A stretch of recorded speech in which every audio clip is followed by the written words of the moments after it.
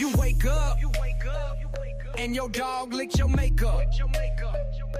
I hope you get ready for work and you can't find your shirt. I hope you go on a date and your man asks for space with no place for excuses. I hope he chuck deuces. I hope all your plans fail with no money for bail and you end up in jail, but you live to tell the tale. Where your space is invaded by the hate you created, trying to run through a village, lie, steal, and pillage. We need personal space. Just drop out the race. We need personal space. Just watch what you say. We need personal space. Won't you just go away? We need personal space. Little girl, not today. We need personal space. Just drop out the race. We need personal space. Oh, y'all, excuse me, because you know how much I hate to interrupt your scroll. So let me hurry up and get through this, because you can go back to do what you gotta do, and I can go back to doing what I gotta do. And I made an illustration just to make it easier for everybody. All right, this is me, and this is you, okay? And this could be a family, friend, co-worker, alone in the world with a little cat dog. I don't care who it is, to whom it may concern. However, when we get together, it is now us. You know what always gets me is when we first start out, it's always cool, calm, and collected. I like it that way. But somewhere along the line, you realize, this is you once again, realizing that you like to play games, okay? You have become so fascinated with playing games that now all of a sudden you think that you could play with me. Here's you thinking that you can play with me. That's crazy. It's honestly crazy, but obviously you like to live on the edge, okay? Now, you realize that you found a new love for these games, that you want to incorporate them in your everyday lifestyle. You are dedicated to the process. You are even willing to bet it all. Now, here's this person who knows what I know, and they know that you are in a great deal of trouble, okay? What a dummy is what you call it, because to bet all of that and to only be left with my ass to kiss is diabolical. It's honestly insane if you ask me. All right now. All right, because the thing is this. Let me break it down for anybody who may be a little confused in translation. Here you are with the right idea, but the wrong bitch. Okay? It's very simple. It's extremely simple. Okay? Right idea, once again, wrong bitch. Yeah. So now that I have gotten wind of what you think is about to take place, I am pointing you in the direction of where maybe someone would like to play games, okay? Which is all the way over there, okay? Are we there yet? No. Are we there yet? No. Okay, I want you to go further, and further, and further away. You're so excited to continue on with these games that you're like, how much further do I have to go? You are so busy making your way downtown, walking fast, okay? You want to get there, you're excited. And even through all of this, even through it all, I'm still being a good Samaritan, a team player, if you will. I grab my magnifying glass because I am determined to help you find you something safe to do. All right, y'all. Well, look, share with those who need to know. Have a good one.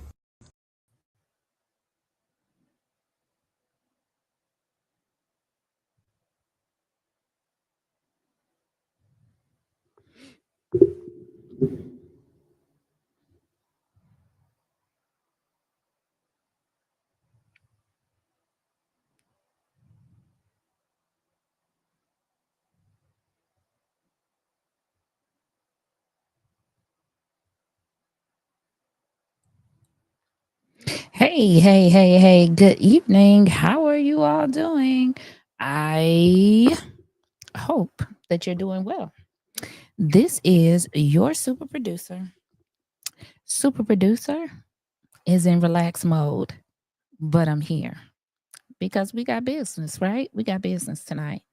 Um, it is election time, and we need to talk about a few things. I'm gonna say my hellos, and then we're gonna get started, right? Right. Hey, Dave Brycer, how are you? It is Sunday, 3:50 in the afternoon in New Zealand. I love that for me. But I don't know. I still don't want to be a day ahead. Okay. Hey, Tracy K, how you doing? Hey, Jim C, how you doing? Thank you for tuning in. Hey, Shanita, happy Saturday. Thank you. Yes, hit that like button. Hey, Tina Williams, how are you? Golfer, how are you? Thank you for tuning in. Thank you to all of my mods, Shanita Lanier, Golfer, Nope, Not Even, Justin, Foxy to Roxy. Thank you all for supporting me and being in the comments and helping out everyone in the comments. I'm sure that we won't get a lot of people tonight, but it is what it is. It's late. I know. Uh, this when I put these things together. Hey, Bible girl. Hey, Karen. How you doing? Glad to see y'all tonight. When I put these things together, they take a lot of work to put together. I want to give a special shout out to all of my partners, all of my collaborators, everyone that helps me in the background. Without you, I could not do any of this. And so I thank you so much to all of my collaborating partners that help me in the background with loads of things. Um, so thank you so much. Super producer, I just gave myself a facial, so I feel refreshed. Uh, I feel like my skin is like shiny or something, maybe too shiny, but I just, you know, gave myself the rundown because when I get done with this, I'm gonna run down into the bed. Do you hear me? Okay. Um, so tonight you all see the title. Is Tinley being terrorized? An abundance of bonds. And we not talking about just bonds that you pay. We talking about court cases. So we're gonna use our case study, right? It's our meter, our measure. Okay. Hey, Saint Center, how are you? Blessings to you as well. If you would, guys, please just like this video, subscribe if you're not subscribed, and share. Share. I've shared with a couple of the people that I know, and so if you would do the same, that would be so great. We about to get the business, so it is time for the glasses. Today we got the investigation glasses because this one, Lord have mercy, this one pulls us even deeper into. Oh, you're in Wyoming, Karen Rusty. Okay, this particular live tonight, we're gonna do this in a couple of lives, or you'll see me probably twice tomorrow. And let me get these investigation glasses on so I can see. All right. I haven't had these on in a couple of days. Hey, Cynical Steph, how are you? Okay, we got the investigation glasses on. I'm still out here fighting for my life in these Tinley Park group streets.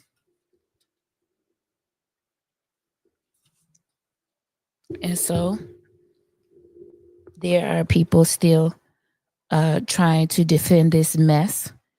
And whenever I post my receipts and my proof, they always call it fake news. But I had to ask them, mine's is fake news, but you're not posting anything. You're not posting no type of receipts. You're not posting no type of proof for me, to see what you call the master of fake news. Tinley Park, if you are listening to these people that are just saying things with no proof, they not the problem, you the problem. Because you should require more than just somebody telling you something. You should require them to show you, right? You should require them to show you what they're talking about. Okay? Stop letting people just tell you things because they could be telling you a lie, right? Because they think you gullible enough to believe it. And some of you are believing it. Well, tonight, since I'm in these groups and this is what you all want to say that I be posting fake news, we finna get into it. Okay. Let's again go back to our this right here is our case study. It's our patterns that we're gonna follow. We're following the same patterns that happened over here because we know for certain that things happened over here. Okay. This is currently what we're dealing with. This is TP. The head of TP is the Tin Man. Then somebody said over there, we got Delgado and Walnut Head. And then at the bottom, we got Fancy Pantses. Them two down at the bottom, they Fancy Pantses. They was the one on the left was lead attorney for Michael Madigan. And the one on the right at the bottom is Mr. O. We'll call him Mr. O Grits. Okay, Quaker Oats is what we'll call him. That's what we'll call him. Cause he do look like that Quaker Oats man, the man on the Quaker Oats oatmeal. He look like him. Okay, so we're gonna call him Quaker Oats. So Quaker Oats at the bottom. All right. All right. Last time we talked about affiliations. We talked about they got their lawyers, they got their loyalists, right? We talked about the Buckeye Hope Community Hope Project and what they did to keep the affordable housing out. We talked about how they're paying two lawyers, a village lawyer and special counsel. And I asked you, Tinley Park people, why do you need special counsel? Are you all expecting to be sued? And for what? Because shouldn't that be on the agenda? If you need special counsel, then it should be added to the agenda and it can be added at any time. So why would you need to have one on retainer? Okay. Yeah. Hey, Ohio girl. Saint Center, I'm telling you, he look like Quaker Oats. That's what we're going with. And so we are going to break these people down because right now, to me, Tinley Park has an 80% chance that they're going to reelect this man because they're not willing to listen. They're not willing to take a step back and look at their own patterns. Some of them. Now, there are others who are starting to see the patterns, right? So they need separate attorneys for mayor and board, like Dalton. Tracy K. Nobody's aware of that. Those lawyers were hired on a consent agenda. So it was not even discussed. It was voted on. And those people, let me put these people back up. Those people on the right of your screen, all of those people, the trustees over there, they just voted yes because that's what the Tin Man told them to do. And so nobody even has a reason. Nobody was given a reason why they needed, first of all, to change lawyers because they already had a village lawyer, right? We're going to get into that. They already had a village lawyer. Just like Delgado had them at the school district, Darlene Evergray, go over there and change from Olderson and make him the attorney for the school district. That's how you know something going on over there. Because there was abruptly change and there was no reason given. So there was a consent agenda done, and I showed y'all the consent agenda on the last video where they voted yes and just hired both of those lawyers. Okay? Tracy K, even if you do, you need to inform the residents, right? Because what's happening? These are my tax dollars that you're hiring these high powered lawyers. Delgado as first of all as the village attorney, and then this other man, he's on special retainer. So he's just getting paid every month just to sit there and not do anything. Because why do we need special counsel? When is that appropriate? I mean, you gonna tell us what we need special counsel for? Did we do something? Did the village do something to somebody? Did something happen?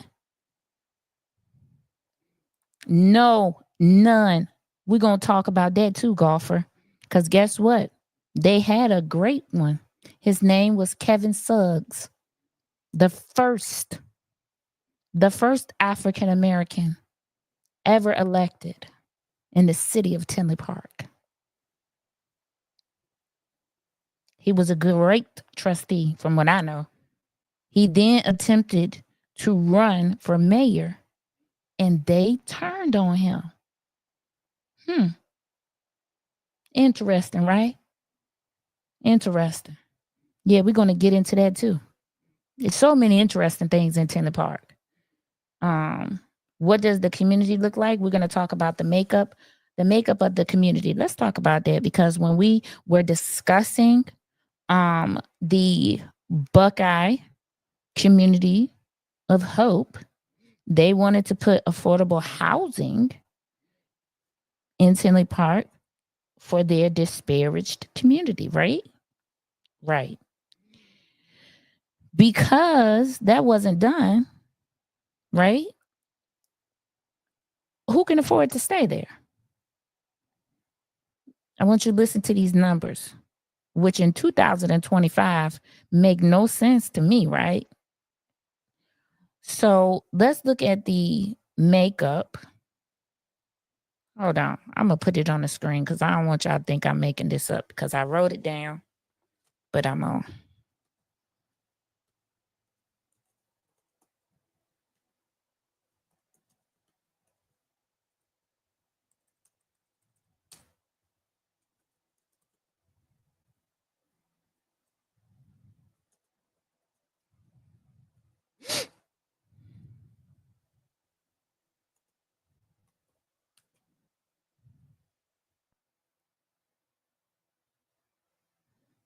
All right. Let me share this tab right here. This. In Tinley Park, Illinois, the ethnic makeup is predominantly white. It's 77%, followed by Black or African American at 7%, Hispanic or Latino at 11%, and Asian is at 4%. SP, from what I have seen, you have shown nothing but integrity and will continue, Saint Center. Will continue. I bet you one thing though. I bet you they don't try to personally attack me no more. Yeah, not since I posted them little laws and I served some of them some notice. Okay, yeah, not since I did that. So yeah, I always act with integrity. I don't have to take shots at people, even though I can. I'm not gonna do it because I'm here about the facts. We're gonna keep the facts the facts. Hey, Master G, how are you? So this is the makeup of Tinley Park. Okay, we talked about the Buckeye community lawsuit that would have brought affordable housing into Tinley Park, because it said that rent was outrageous. So that is why you have this makeup. And I feel like the rent thing and the never building affordable housing anywhere is a way to keep what they would call certain people out.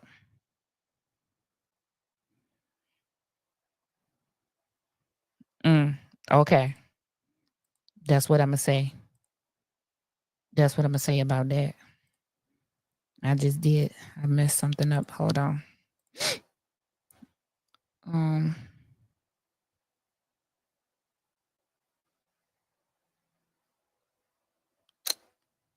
what do I want to do? This one. All right. Yeah. So that's that. That's the makeup. But that's largely due because there is not affordable housing in Tinley Park. Yeah. And when you go, people like me, go to purchase a home, we're not taken to that part. I had to force one realtor that I had to take me there, and I just ended up firing them because what you're not going to do. That's what you're not going to do. So that's a recap about that. It's a bureaucratic way of keeping what they call blue collar trash out of their area. Exactly. But we all know what it means, really. Okay. So we got those similarities of the loyalists, the lawyers. Um, that was something extra. Told you about the lawyers on the consent agenda. Told you, remember when Lil Stank tried to get her lawyers hired? She put them on the agenda, and trustees was like, no, ma'am. No, ma'am.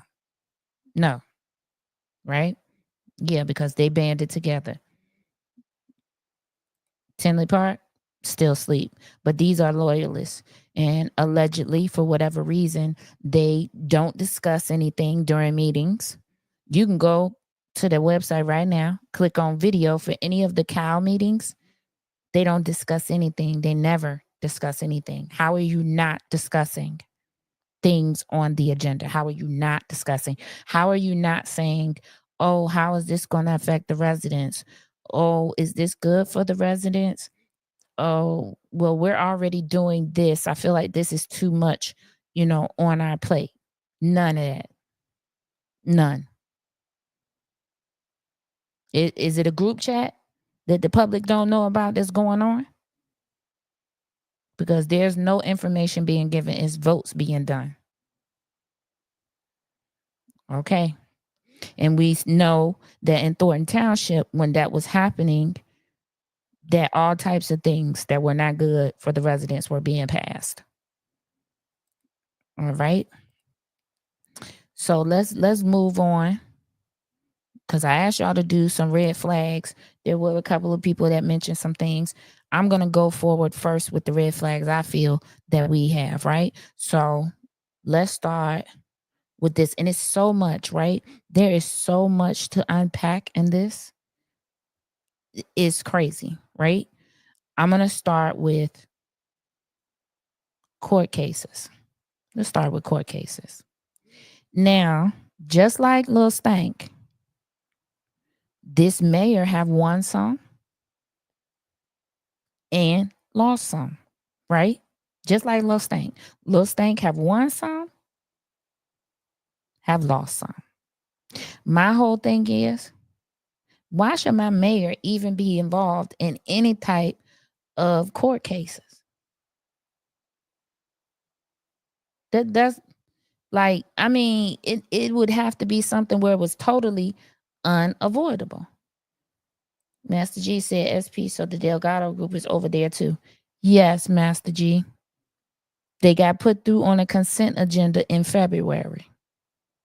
We're going to talk about that because that, I want to show you guys and ask you guys a question, because I'm just going to ask Tinley Park a whole bunch of questions because I got questions. And since I can't get them answered when I'm on the Village of Tinley Park page, or when I'm over here in these Tinley Park groups, don't nobody want to answer, I'm going to put it on record then.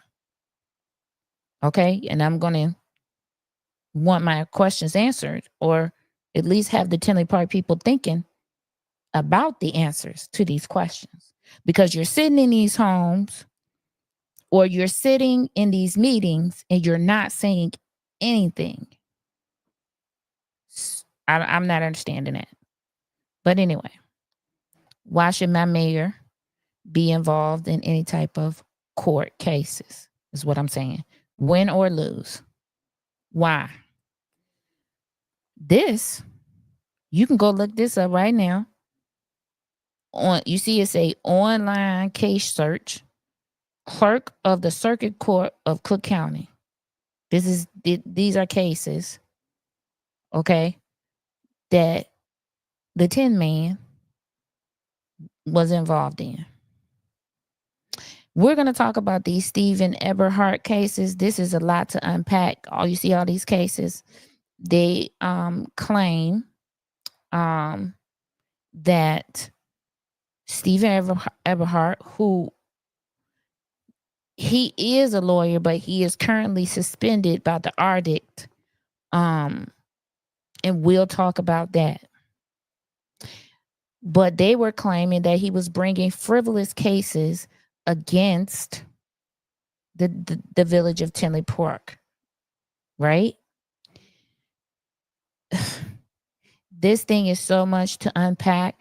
This case is connected to Senator Hastings' case that he has against the Tin Man. Similar things Mr. Eberhart was saying that the Tin Man was doing, unbeknownst to the public. Eberhart happened to be a part of it. And then when they bumped heads, the Tin Man turned on him and turned everybody else against him. See, because guess what? Whoever lets the information out first, whatever side gets their side heard first, is the side that people believe. Child, all I can hear in my head is my grandmother saying, what a tangle web we weave when first we practice to deceive. Okay? So we're going to talk about those. Okay? Child. Just hold on. So we're going to talk about that person in these cases that you see here a little bit later. They hook up. They're going to start making sense. We're talking about patterns and behaviors. Okay? But look at all these cases. JJ Ventures Gaming got 2 cases. I believe they won this one. I haven't looked at this one yet.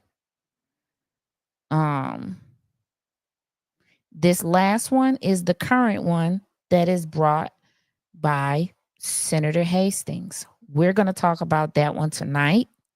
There's also a lawsuit that was brought by U.S. Representative Bob Reeder. Now, these are the things that I find interesting. Whenever I go into these Tinley groups, right? They only talk about 2 people. Senator Hastings and U.S. Representative Bob Reeder, right? Those 2 people, the enemy. That's what they claim. I tell these people, post your proof because you got the right. If you got proof, post it. They don't never post anything. They call these people names. I mean, defaming these people under fake profiles in these groups. I don't do nothing but screenshot it because I'm going to send it to the Attorney General and be like, well, should these people be defaming political figures without posting proof? Is what I want to know. Now, Tinley Park, I need to ask you a question. You got people out there, these fake profiles, because I talk to one every day. I think her name Vicky. Last name UZA. That don't even make sense, right? Because it's fake profile, right? Okay.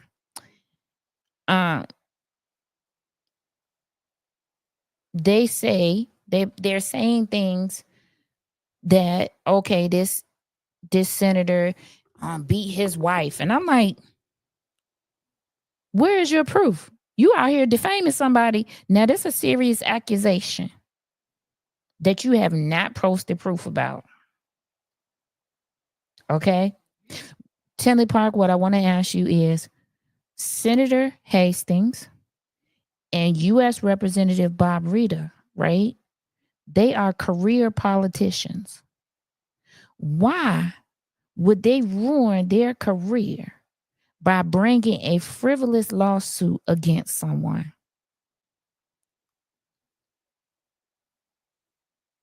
I'm a career politician. That's how I feed my family.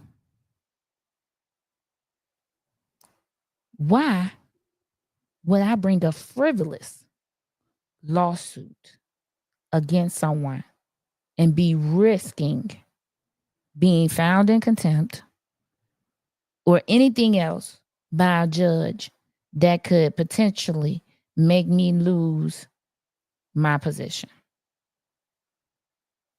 Y'all are not thinking, right? Hey, Jaleesa, how you doing? Y'all are not thinking, right? That shouldn't make any sense. Okay. And being that these people are career politicians and have reputations to uphold, and we are in an election year, and we are, doing things, people are researching things and doing things of that nature, right? Why would they bring a frivolous lawsuit? Because the potential, if they lose, is that the person that they brought the lawsuit against could then file a lawsuit against them and win. With that being said, let's look at something. Let's see. Oh, first, let me do this. First things first. First, I want to show you guys a link between Tinley Park and Dalton. This right here is another consent agenda. Tinley Park, if y'all don't start reading these consent agendas, I don't care if you don't go to the meeting, right? You need to click on your web. When a meeting is about to come up, they post these things before the meeting, like days before the meeting. Y'all need to start clicking on these things and reading these consent agendas. And I told you that a consent agenda is a list of items that is voted on with a yes or a no. And if they get a yes on the consent agenda, all of the items pass. Every last one of them. If you don't see the connection to Dalton on this consent agenda, I'm going to read it to you. I want you to go and feast your eyes. And I got another question too. On D. See this D? It says consider adopting resolution authorizing a professional services agreement between the Village of Tinley Park and Cornerstone Government Affairs, Inc.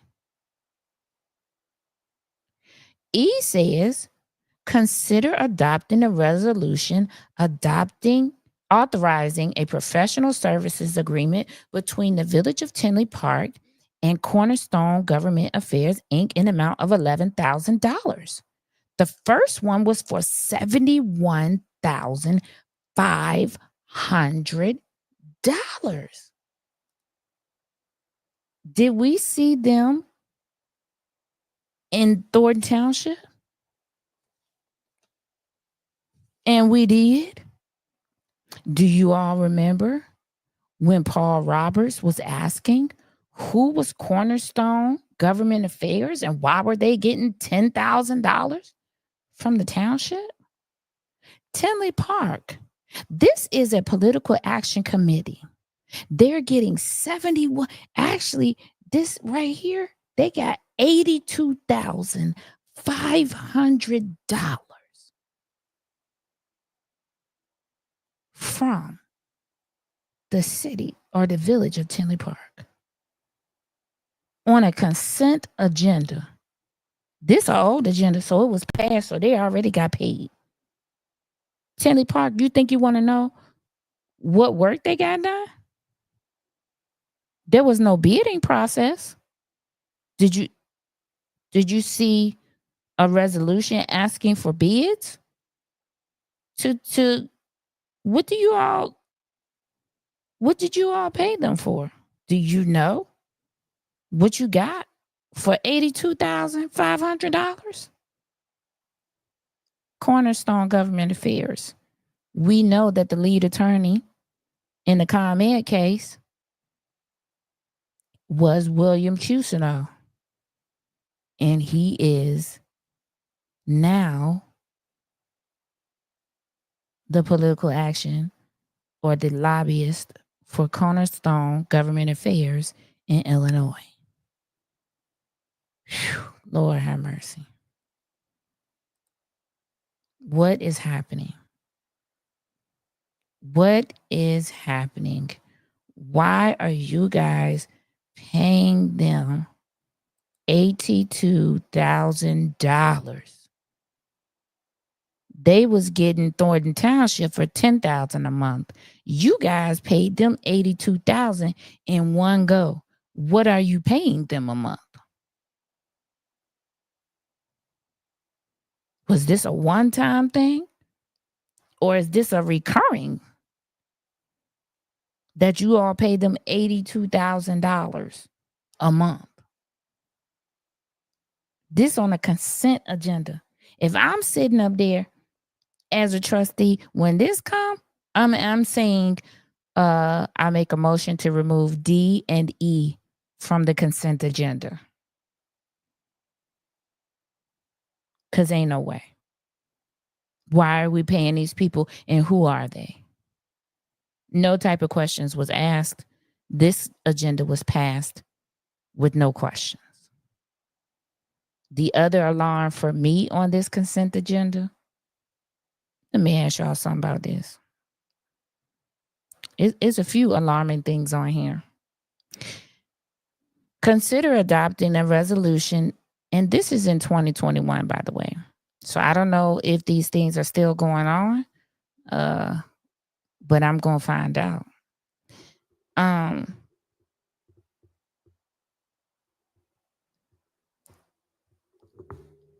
The other thing I consider alarming is this right here. C, consider adopting resolution authorizing an agreement between Brad Bettenhausen and Associates LLC for an amount not to exceed $90,000. What is this person doing for that amount of money? There is not even anything listed in this consent agenda that tells you what these people are doing for these amounts of money. B is also a concern. Look at B. Consider approving an exception. But they got mad when Amy Connolly, they claim, tried to change the zoning laws in the zoning committee. But they adopted this resolution B. It says, consider an exception to section 2.11 of the personnel manual, dual capacity employment, to allow Hannah Lipman to hold the positions of assistant village manager and interim treasurer to ensure continuity of operations. Now, how would that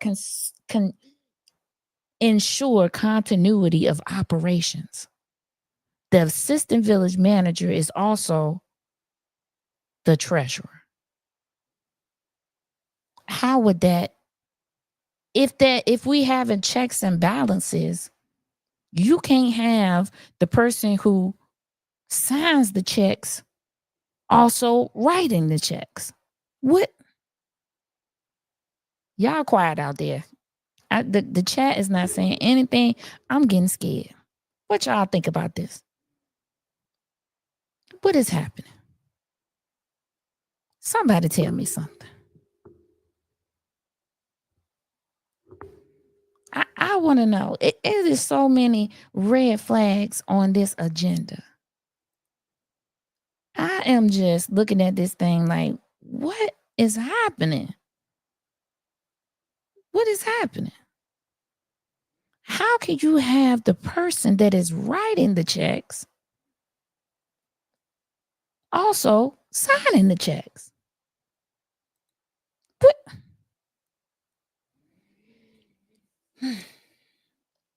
It's a crazy conflict of interest for sure. Is it a crazy conflict of interest, or is it a strategic placement of people? Did we learn that in Dalton? Lil Stank was putting people in place that was loyal to her. She was removing people who had been in their jobs for years, that knew exactly what they were doing, knew exactly the rules, the laws, all of those things, right? There are some real polished, okay? These are some real, now this, right? Golfer, now this is where it looks different from Dalton. See, this is what I'm talking about. Corruption does not look the same everywhere. We need to know how it looks in different spaces and different places, because all of us live in different places.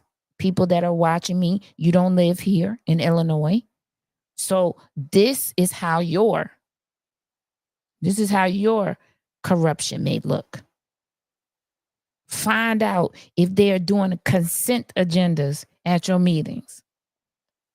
And if they are, read what's on the consent agenda, and you see something like this or these things that give you a reference, get up and make your public comment and say, I see there's a consent agenda and that you all voted yes to everything.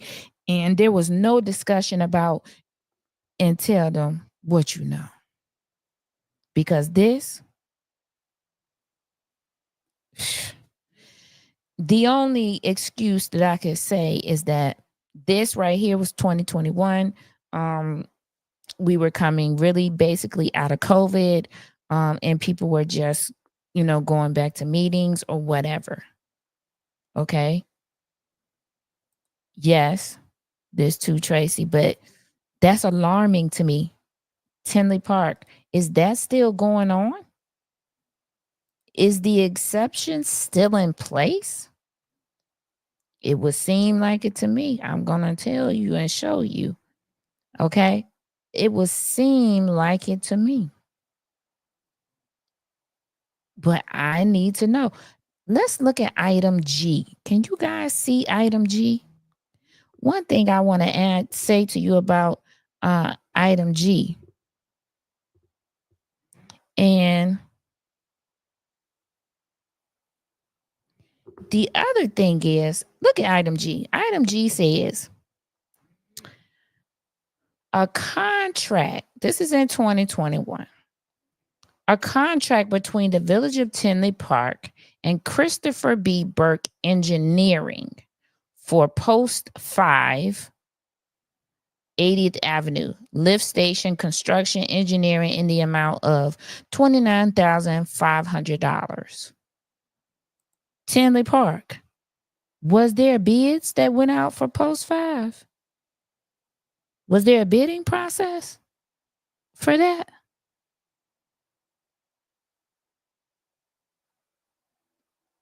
We're going to find out, because I'm very interested in this Burke Engineering, because I've seen them a few other places getting large amounts of money, right? And it alarms me that every time they're being picked, if there's a bidding process. These consent agendas, boy, listen, one thing I will clap to Dalton about is, first of all, their trustees are well informed. They're well versed. They talk During their meeting, they have discussion about everything, and they don't do consent agendas. Okay? It's like I wish I might pass a consent agenda in Dalton, right? That's the attitude that's over there, right? I wish I might. They don't do consent agendas in Dalton. Okay?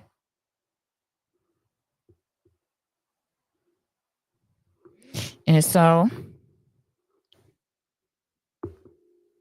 let me see here. Those are the questions. That's just one consent agenda. I showed y'all the one with Delgado on it, and there was lots of things on there that I didn't even get into. But this one, Tinley Park, is this still going on? Is this still happening? All these things on here? Is this still happening? Cornerstone Government Affairs. They were also out in Dalton and Thornton Township via Little Stank. The representative for the Illinois division was the lead attorney in the Michael Madigan case. Well, actually, he was a part of the Michael Madigan case because he was working for Michael Madigan, and he ended up getting himself not charged because he testified. Oof, Jesus. Okay, there it is. But I told y'all this in a previous video. I'll try to link that video to this one so that you can go back and take a look at it. Okay? Saint Center, very strategic placing. When you have one person over two things, something is not right. Okay? It's no check and balance. That's not a check and balance situation, which is something that you should have in government. And Lori Lightfoot told us that. Remember? Because she removed the check and balance people. And she never put in place one particular check and balance that everybody is supposed to have. And she never put that person in place. All right. So now that we are through that, I showed you all the list of court cases that this person has. I'm going to now move to the senator and the U.S. representative, okay? The first one we're going to start with is the U.S. representative, Robert Rita, or Rita. I think it's Rita, okay? This, and again, I'm going to say this, Tinley Park, these are career politicians. You may not like them, right? Because there's a big disdain in Tinley Park for whatever reason for Senator Hastings and U.S. Representative Robert Rita. Okay? I haven't really sussed out what that is. Do I feel like they're all good? No, I don't. No. But these are the two choices that you have, right? You got to pick the lesser of the two evils. If you're going to vote on them, you just got to pick the lesser evil. Okay? But Robert Rita is a U.S. representative. He brought a case. You see it right here. It says in the United States District Court of the Northern District of Illinois Eastern Division. And he brought this case against the Village of Tinley Park, Illinois Municipal Body, Orland Township, and Illinois Municipal Body. Michael Glotz, the Tin Man, and that lawyer that was at the bottom, the one I said was Quaker Oats, the oatmeal man. Yeah. Tin Man and the Quaker Oats man. Right here it says Robert Rita is an Illinois state representative, is suing two municipalities, the Village of Tinley Park and Orland Park Township, and two individuals, the Tin Man, the mayor of Tinley Park, And Quaker Oats, the administrator of Orland Park Township, for alleged deprivations of his constitutional rights arising from the denial of his requests to set up a table in his capacity as state representative at several municipal events, and the denial of his request for an event permit. Before the court are the defendants pending motions to dismiss the complaint for lack of jurisdiction and failure to state a claim, and motion of defendants, village, and 10 man to serve to sever the case. For the reasons set forth below, the motion to dismiss the claims against the township and Quaker Oats is granted. The motion to dismiss the claims against the village and 10 man is granted in part and denied in another part. And Rita's motion for a rule to show cause is denied. So this is the background. But again, look at the allegations. This man asked to put a table at an event in his area. See the selective denying? Lil Stank did the same thing, didn't she? Denying people permits, liquor licenses, anything that didn't serve her. She denied it. I find these things interesting, just the allegations. Why was he denied a permit or the right to have a table? This man is the U.S. representative in their area. Whew, Lord have mercy. Okay, this is what he alleged. Rita alleges that defendants violated his constitutional rights to freedom of speech, procedural due process, and equal protection of the laws when they denied his request to set up a table in his official capacity at several municipal events hosted by village and township. These events include the 2022 and 2023 National Night Out Against Crime events. Now, why would they do that? Sponsored by the village and the police and its police department. The 2022 Boo Bash, hosted by the village, a 2022 Shred event, which Rita sought to conduct in the village in collaboration with the local bodies, and 2022 and 2023 Pet Palooza events hosted by Orland Township. Now, why? Why would you do that? Interesting. This is the U.S. state representative. I don't know. Tinley Park. You all are making all these accusations out there about Robert Rita and all of these things. Do you actually know the truth? Do you actually know? Because I just don't see this man as a career politician. Why would he mess up his career by bringing something frivolous? I saw one of the residents post that they contacted about some street lights out. They have not been addressed yet. One man said it took him 2 months to get his street lights addressed, but y'all constantly keep saying, ask these people, ask them, they'll help you. But they're not even helping. They helping in certain areas. All right. Anywho, let's look at the next. Let's look at the current case between the current senator, Michael Hastings.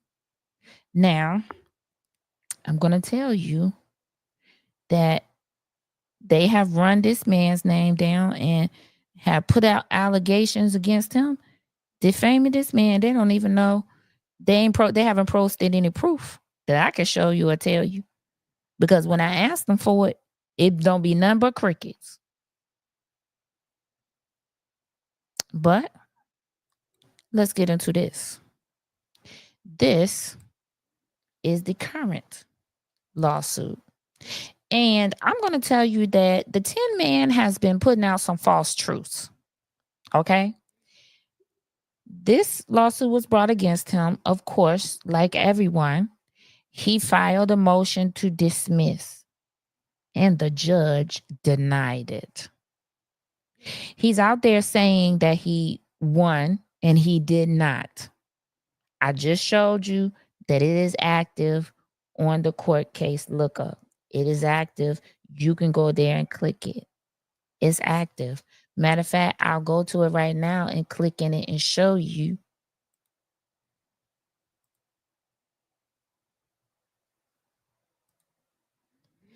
I just clicked in the case. Here it is. Let me make sure y'all can see it. This is the case that we're about to go over. Right here, list the defendants in the case. Right here. It says the court date is set for May 5th, 2025. Trial call 208, first time case management. Right there, 9 a.m.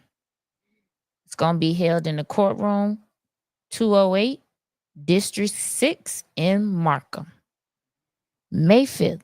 So tell me, Tin Man, out there under all these fake profiles telling people that the case got dismissed, why does it say the court date is May 5th if the case got dismissed? Because it would say right there, case dismissed if it was dismissed. It does not say that.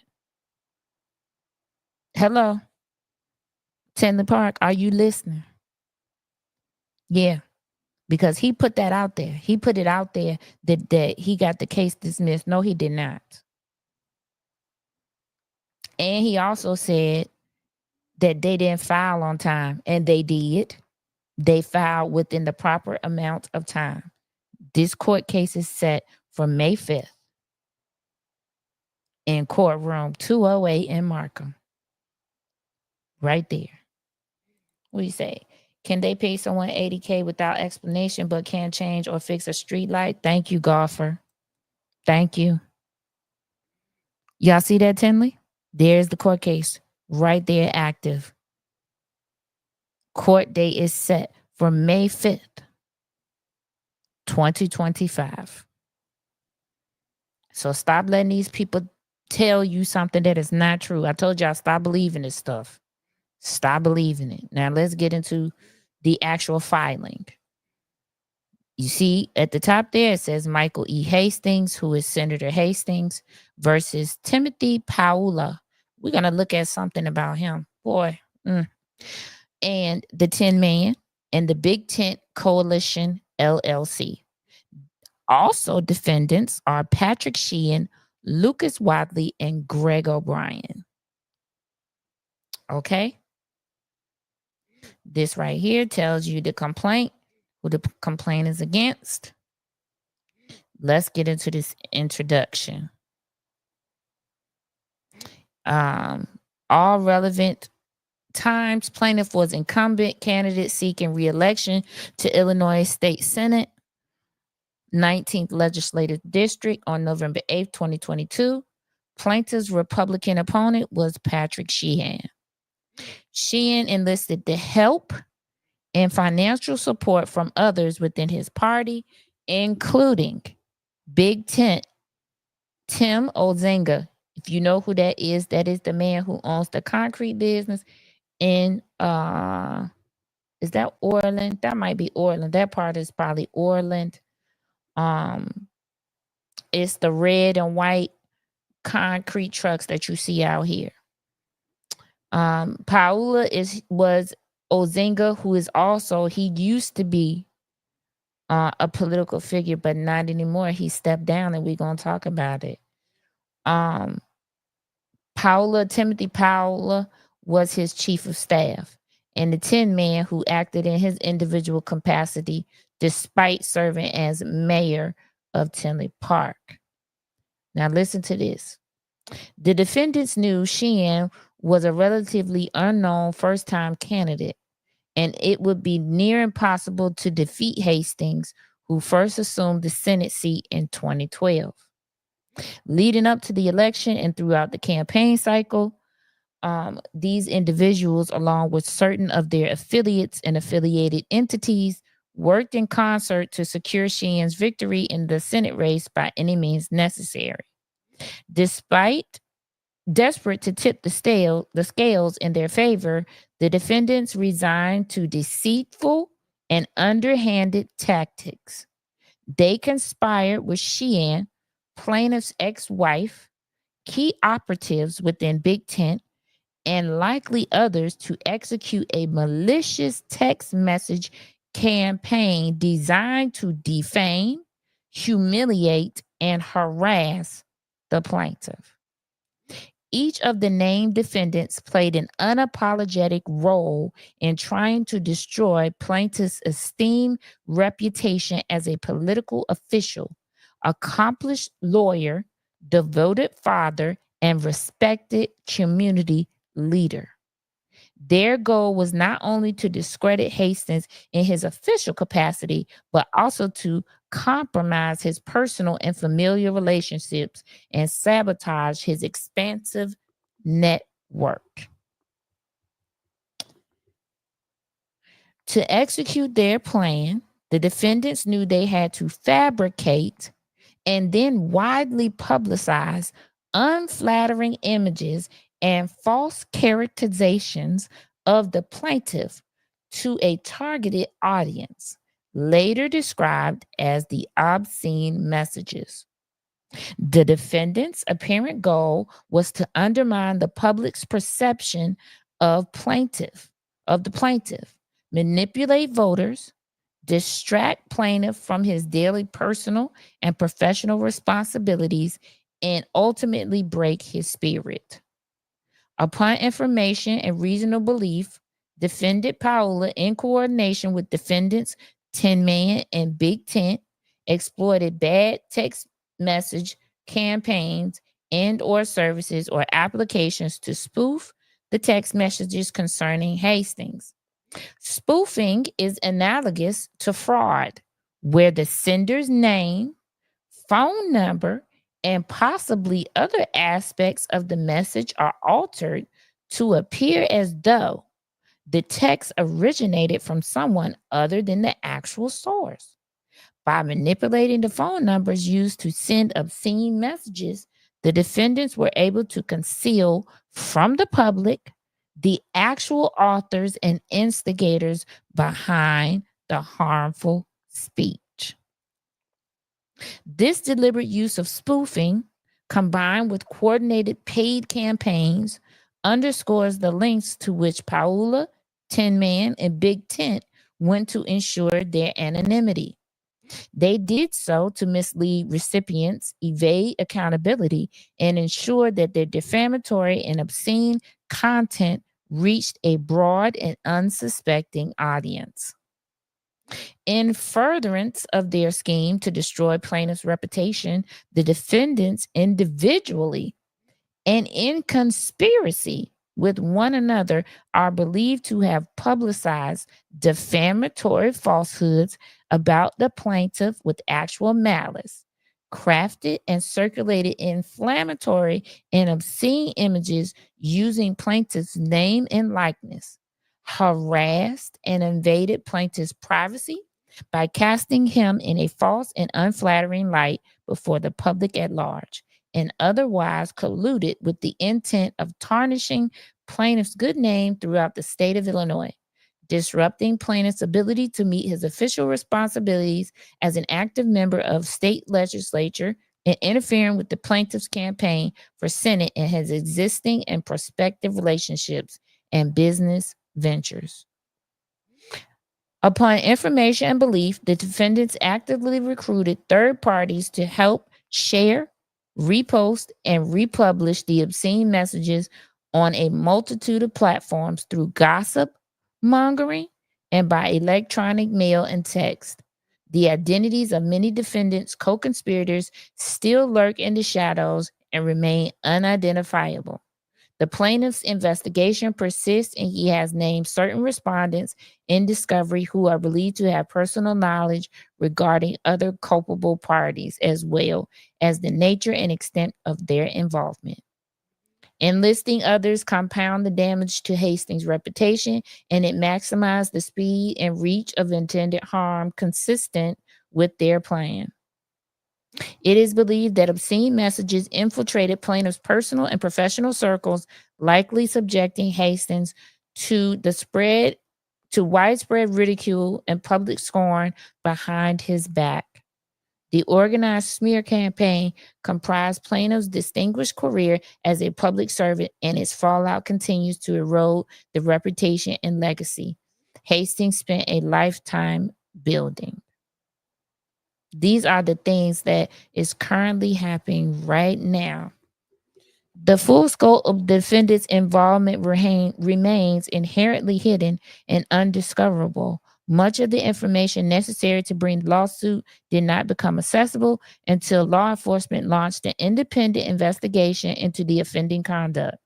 This investigation began long after Hastings defeated Sheehan in November of 2022 general election. As of the date of this filing, the Illinois police investigation was still pending and not subject to FOIA or subpoena. The plaintiff and his attorneys continue to investigate the full extent of defendant's actionable behavior, and they seek to unveil any others who may be complicit. Backed into a corner, the plaintiff had no choice other than to seek legal vindication against the defendants to clear his name and uphold the sanctity of the political process. Hastings brings the lawsuit in both his individual and official capacities. Now, let's look at who 11:30 p.m. in the neighborhood in the emergency water heater problem, the fun and never ends. I'm telling you. All right, so let's look at, we need to look at something. I'm going to bring it up. Give me 1 second. Because you all need to know who this Timothy Paola guy is, right? So I'm going to show you who he is.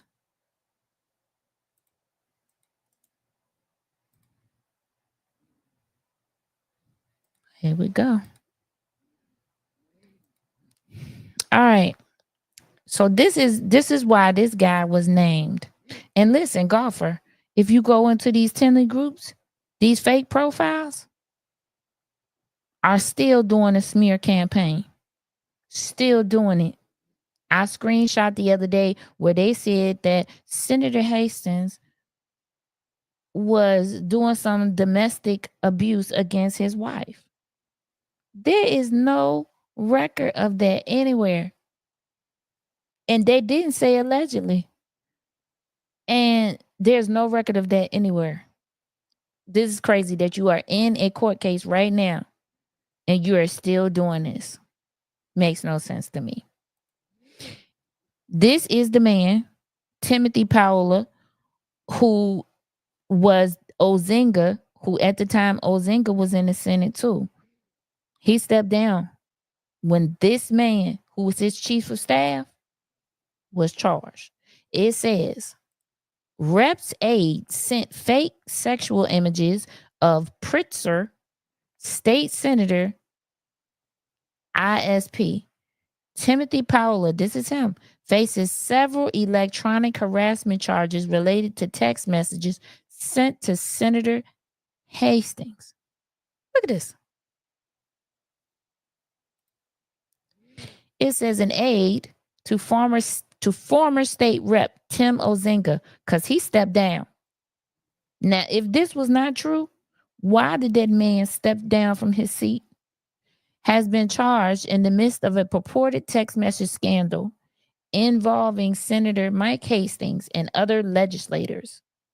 Text messages sent to Hastings included fake sexual explicit images of Hastings, Governor J.B. Pritzker, and elected officials, the report states. Timothy Paola, who served as Ozinga's chief of staff prior to the lawmaker's abrupt resignation in April. Is now charged with harassment through electronic communication, transmission of obscene messages, and obscenity, according to Illinois State Police. Powell is accused of sending messages containing fabricated, sexual, explicit images depicting Hastings, Governor J.B. Prister, and Representative Bob Rita. He represents Blue Island District. I've been a victim of electronic harassment where someone potentially affiliated with others sent me digitally altered, sexually explicit images that are highly offensive, Hastings said in a statement. This experience has been incredibly distressing, and I appreciate the support from those around me. An investigation into the messages was sparked by a police report filed by Hastings in the fall of 2023. These messages were sent from a spoofed number.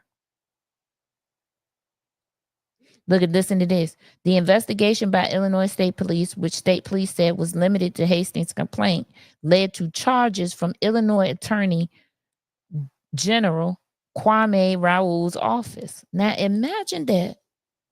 Tell me how he can move in this case, but he ain't move in the Dalton case at all. Somebody make it make sense to me. Tell me, because this is amazing. This is amazing. Powell is listed in the Illinois State Board election records as treasurer of Ozinga for Illinois. Ozinga's campaign effort, Ozinga has denied any knowledge of the messages and also disputed any connection to his resignation. Documents show the case was filed in Will County Court. Will County do not play. Will County Assistant State's Attorney Carol Chaney said Illinois Attorney General's office is handling it. No record of Powell's case was found in Will County Court's online records as of Tuesday. This was a while ago, so it's probably there now. Patch reached out to Attorney General's office for more information on the allegations, but had not received a response on Tuesday afternoon. Ozinga in April offered no explanation. He gonna say that it don't have nothing to do with this, but he didn't offer any explanation about why he resigned. Only a brief statement issued that day. As of today, my service in Illinois House will end. However, I will continue to dedicate my time and efforts to make Illinois a better place. I remain committed to advocating for the people of my district and moving the state of Illinois in the right direction. Ozinga was then replaced by Lockport Alderman Patrick Sheehan, who lost to Hastings in his bid for the Senate's 19th district in 2022. So he got a seat anyway. He got his friend's seat when his friend stepped down with no explanation after this happened. Make it make sense to me. What do this say? An initial court date in Powell's case is set for Wednesday, June 5th, according to pretrial hearing release for Illinois Attorney General's office. I haven't looked up this case to see where the case against him is yet, but that will be on the next episode. We will gather all of that in. Let me see who's came in the room because I couldn't see while I was doing it. You can go to jail for that stuff, and that's what I've been telling these people when they've been attacking me. Huh? When they doxed me. Huh? Because who you think you're dealing with? Oh, because it's a law in Illinois. And I don't care if don't nobody use it, I will. Hey, Susie Q, how you doing? Hey, Trina Holyfield, hey, succeeding too, how you doing? What's with all these adults acting like teenagers? Send them to jail directly. Do not pass go. Do not collect $200. Go directly there. Yeah. But these people are running around saying that these lawsuits are fake news. Please explain to me how they fake news when I just read you the lawsuit. I showed you that trial is set for May 5th. Please stop believing these things that these people are telling you because they are playing with your intelligence. They are betting that you're going to be naive enough to take their word instead of going to look for yourself. Definitely lied. Definitely putting out lies saying that he got the case dismissed. He absolutely did not. Okay? Because the Illinois State Police doing their investigation and they found that was a lie. Okay. All these cases that this mayor is involved in, and y'all still saying yet that this is okay, that this is your mayor. Hey, status quo, right? Insane. Makes no sense to me. Let's move along. The next thing that we are going to, that is similar, right? Because we're talking about patterns and what connects Tinley to Dalton and Thorpe Township. I already showed y'all the previous things. We're going to another thing. Astounding. Let's go to the other thing. Hold on one second. I'm going to find it. I got all these tabs open. Okay. I can get rid of the tabs that we already looked at. Oh, that one opened twice? Okay, let me get rid of that.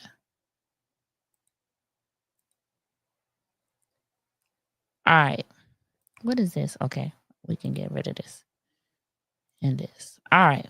Now, second thing. Well, this is probably more than the second thing, but the other thing, we looking at patterns. Y'all see the thumbnail for this video. This the thumbnail. Let me remove this overlay. Hold on one second so y'all can see. Oh, the overlay didn't even matter. Let me pull it up a little bit.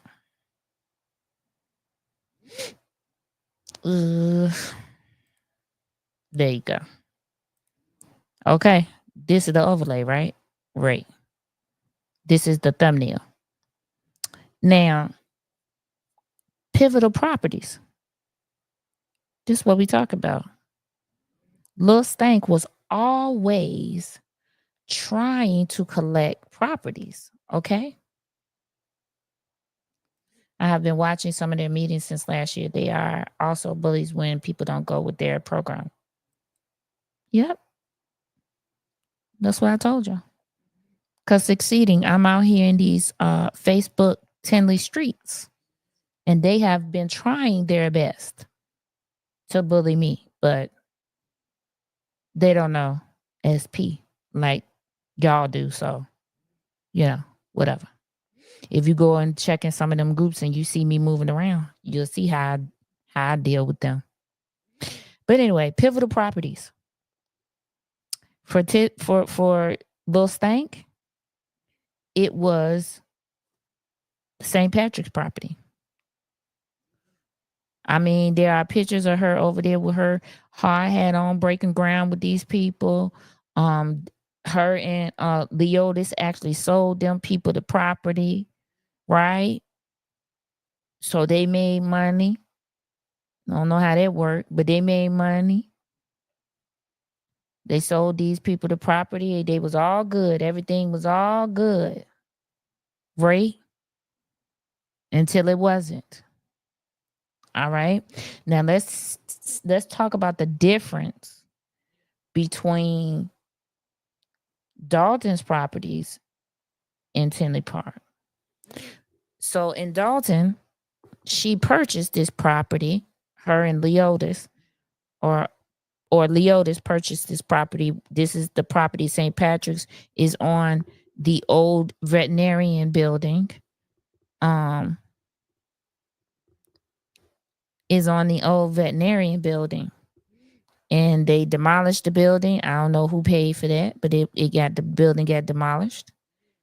And then they sold the land. And I'm thinking that the St. Patrick's paid for the demolition of the building. They sold it to the St. Patrick's. Everything was all good. Right? But the St. Patrick's funded their own building. They didn't get any help from the village. They funded their own building. Right? In Tinley Park, you see the Tin Man has Harmony Square. Do you see that picture behind him? That picture behind him is a picture of Harmony Square. It's actually several blocks of property. How do you do that, right? In Tinley Park. Tinley Park has more people per per capita than Dalton. Let me show you what we're dealing with in Tinley Park versus, and this was the one thing that I forgot to do. I'm so sorry, y'all. I thought I was ready. I want to show you guys the breakdown of Tinley Park, what we're dealing with in Tinley Park.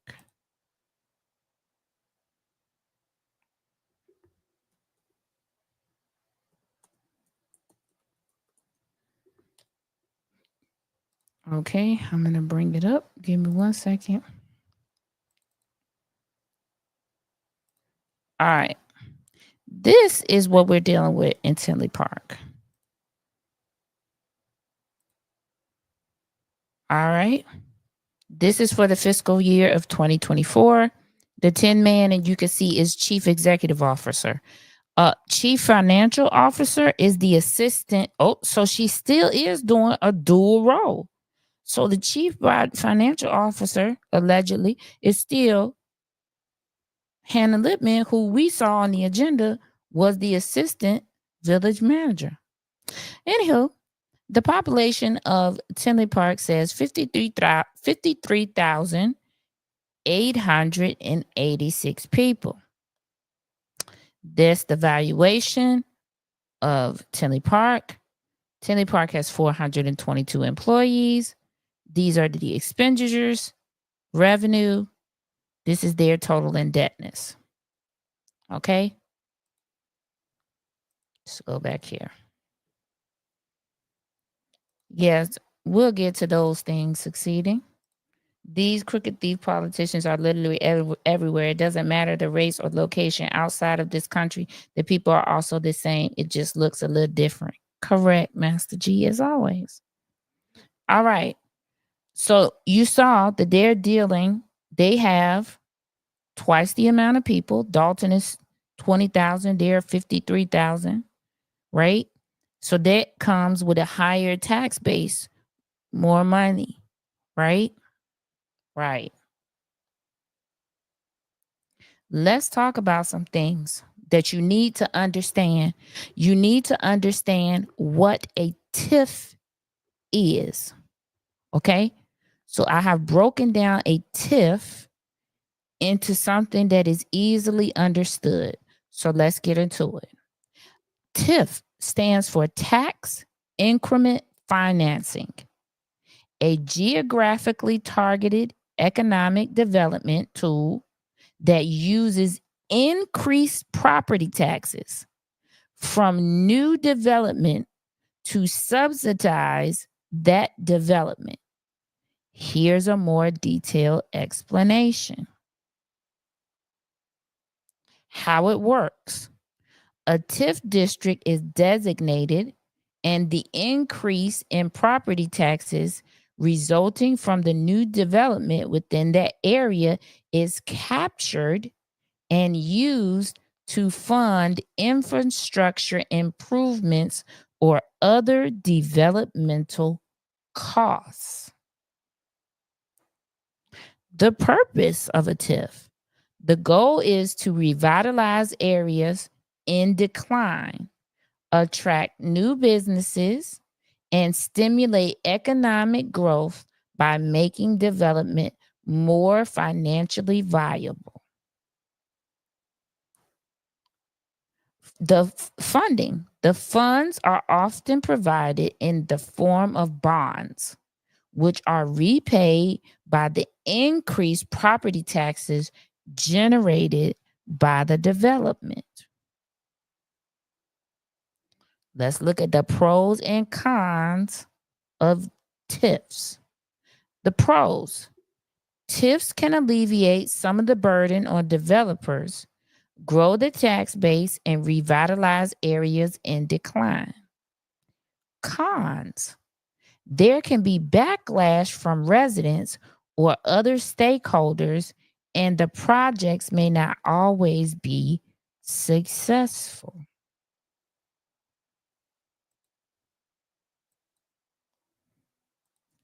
So, TIF districts, they are places. Let's go back to this. Let me put this back.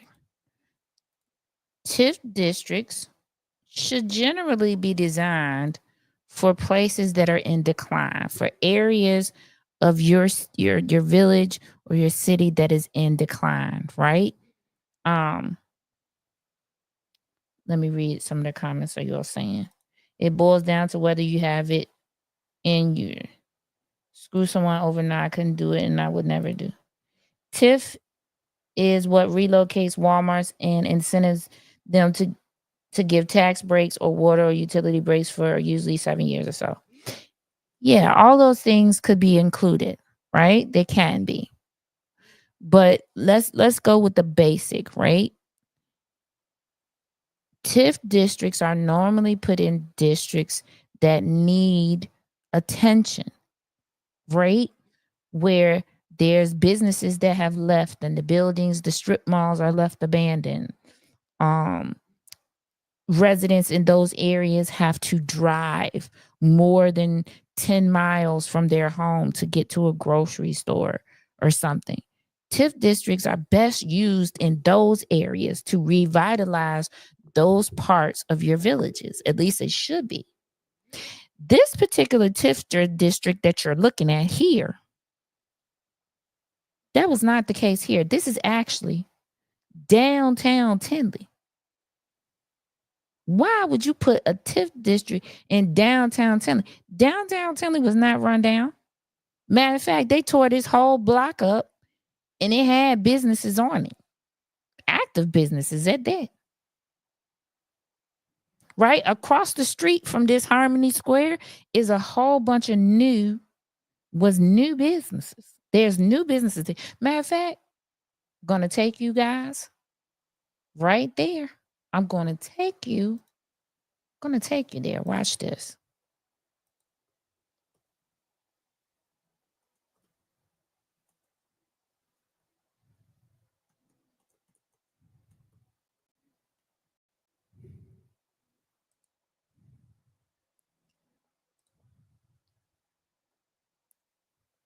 This is fascinating. I love this. Oh, oh my goodness. Hold on. I messed it up. I got to do it again.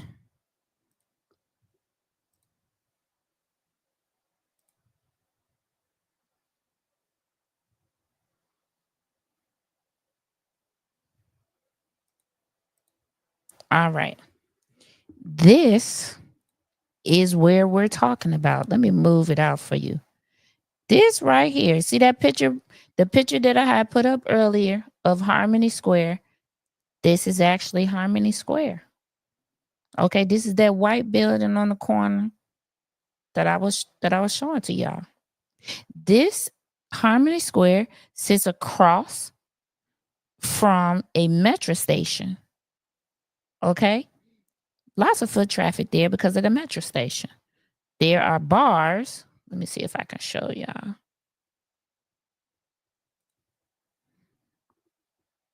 See this right here? See the metro station? This the metro station. All of this is blocked off now because this is where Harmony Square.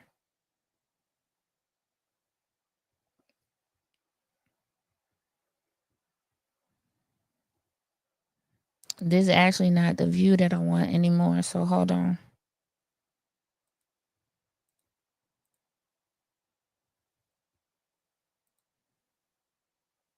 Okay, I got the view back that I want. All right. This right here is the metro station. Now look at this. This is across the street. Y'all see all of these businesses, restaurants? This is downtown. There was actually no need because these business owners, they were fixing and doing everything that they needed to do. Maybe possibly give them some tax incentives. I don't know, maybe. But I've been down there. Those businesses, they flourishing. They were flourishing before. right? Yeah. That square part got little seating that you can sit down and just watch the cars go by. Very nice. I used to hang out in Tinley downtown. Things closed, like a health club, steakhouse, and there were places popping up, but they tried to create a downtown by building condos in 2008. Well, for me, I feel like little further down, right? Past all of this, the boulevard where those car dealerships and the roller rink, all of that needs more help than this area did, because the metro station is maintained by the metro, and so that place has been beautified. Okay, so that is a TIF district. I have several questions. I need to go back. Let me see if I can get back to where I want to. So right here on this corner, y'all see this building that says T Hans? Y'all see that? Can y'all see it? This building, it says T Hans. Now, why? And this is the question that I have for Tinley Park, because this is not making any sense to me. Okay? Um it is not making any sense to me why the village of Tinley Park paid T Hans $200,000 for the naming rights.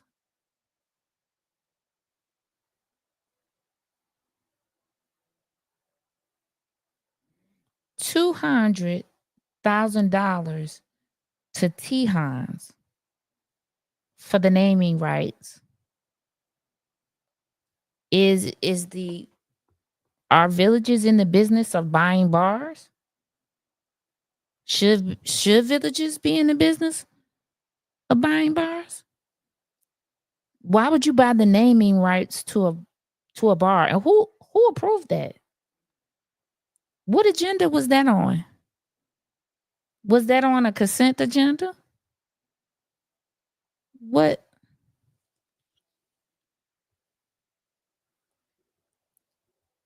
Y'all tell me in the comments while I get the proof that it was purchased. Give me 1 second. Because I know somebody going to try to come on this live and say, this lady always lying. Okay, child.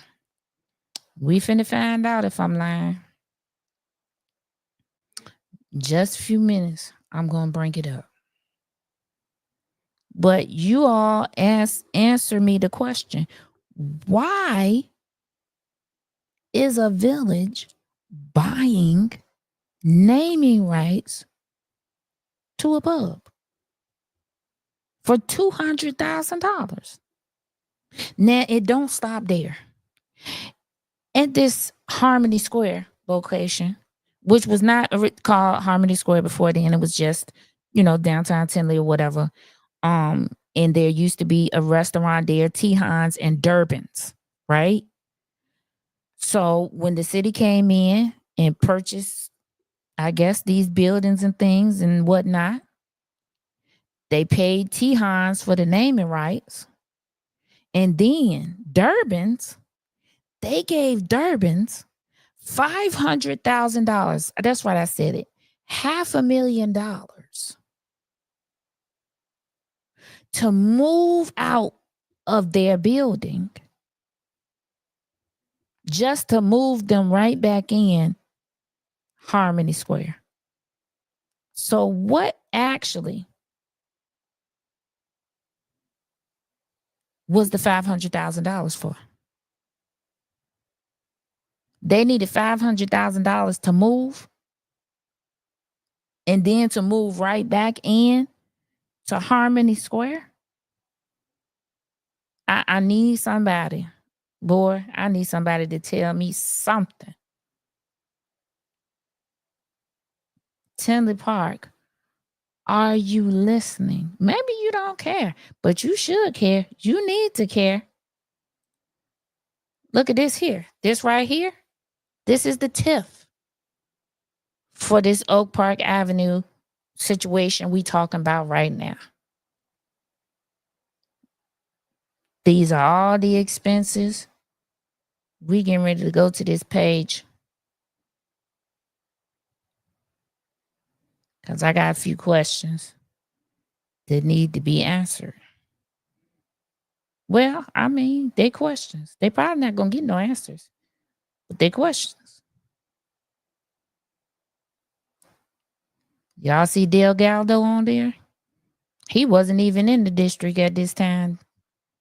But anyway, this is on the comptroller's website. This is telling you all of the projects that fall under this TIF. They're going to build some townhomes, but they didn't want to build no affordable housing.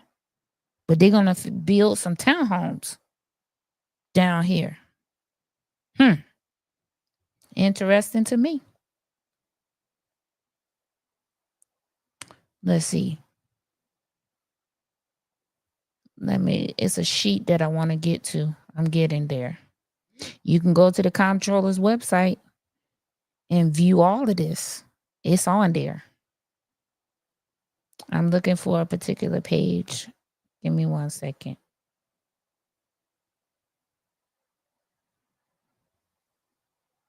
This is not the one. I got to get the other one. Hold on. These reports are on the comptroller's website. You can go there and find them. Hold on. I'm looking for a particular page, and it's not in this one. It's in a different one. What is? Okay. Yeah, it's in a different one. So hold on. Let me bring that one up. Because I don't want y'all saying, oh, SP be making stuff up. Child, I wish I might. I'll be making up anything. Hold on.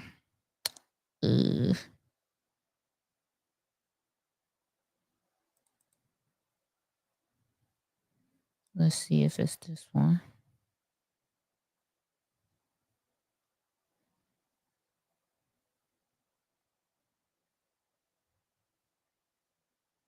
Yep.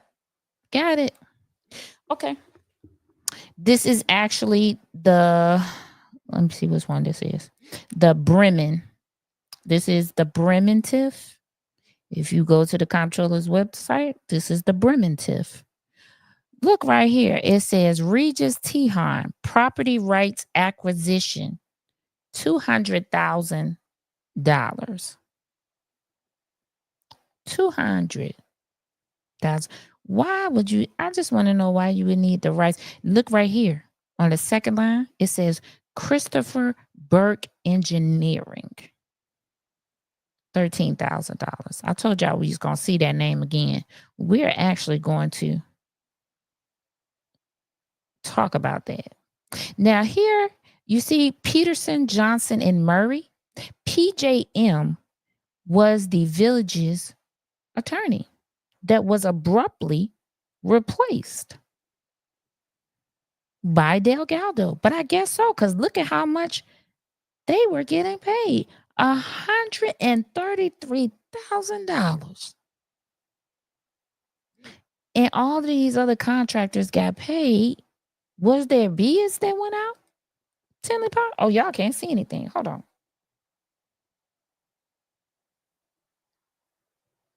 Hold on. I'm going to show it to y'all. I thought it was on the screen. That's crazy me. There you go, right there. Let me make it bigger so you guys can see.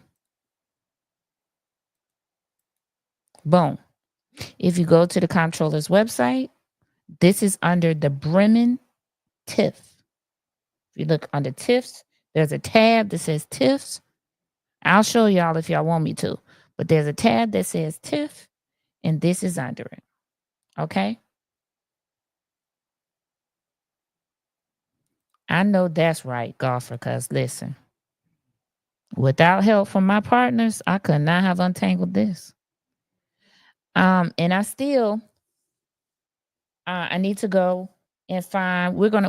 We have to continue to talk about this because it's so expansive, right? It's expansive the things that are going on with these TIFs. And you saw what a TIF does. A TIF raises the property taxes because when they come back in to this area to reevaluate your taxes, which happens every year, this area taxes is going to be through the roof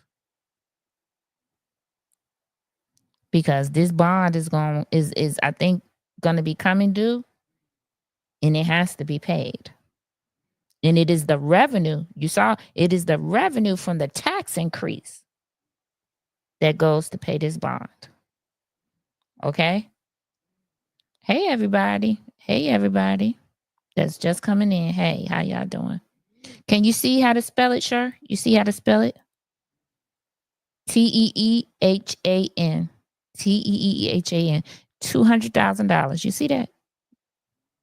But why is a village buying the rights to a pub? The name. What are they going to do with it? What should they be doing with it? Should they be asking the residents? And was these bidded out? These contracts, was they bidded out? I'm about to show y'all. Child, hold on one second. Hold the line, please, while I find this for you.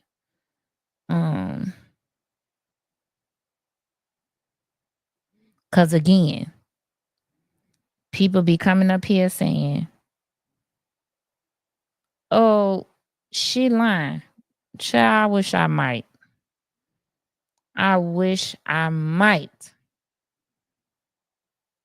have to even lie, cause I don't. Found it. All right. Let me get this off. What's this right here? Okay, I can get that off.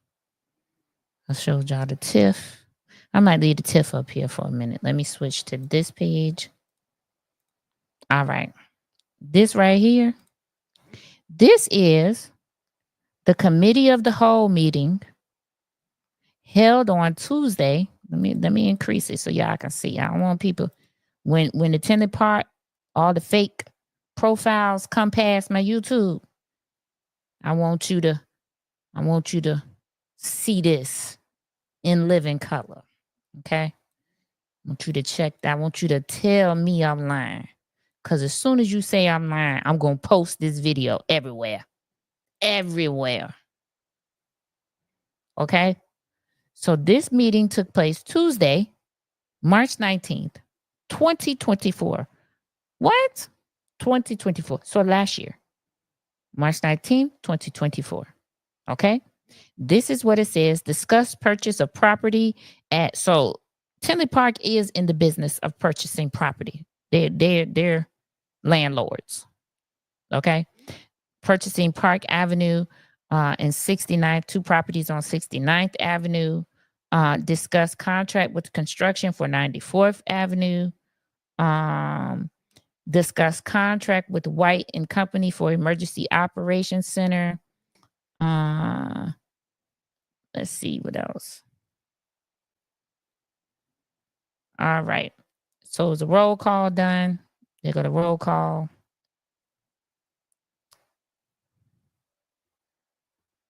Discuss contract. Let's see what's discussed. Illinois Department Intergovernmental Agreement. This is the motor fuel tax. Discuss contract with Iroquois Paving. This was the breakdown of the contract for whatever they was doing. Discuss contract with Wegman Construction. Put a pin in Wegman Construction because we're going to come back to them. Yeah, we're going to come back to them. Okay. It's a receive public comment. These are the properties again. They want to pay $137,500 for this one property and $180,000 for these two properties on 69th. That came from the village manager. All right. Now, what I want to show you now is a proper bid process coming from John Urbanski, who's the Public Works Director. This is a proper bidding process. Okay, right here. It says the bid was advertised on January the 25th, 2024, in accordance with state bidding laws. 7 bids were received by the deadline of February the 9th, 2024, and recorded by the village clerk's office. The deputy clerk, director of public works, assistant director of public works, engineering, project manager, and a representative from Robinson Energy Engineering were present at the bid opening.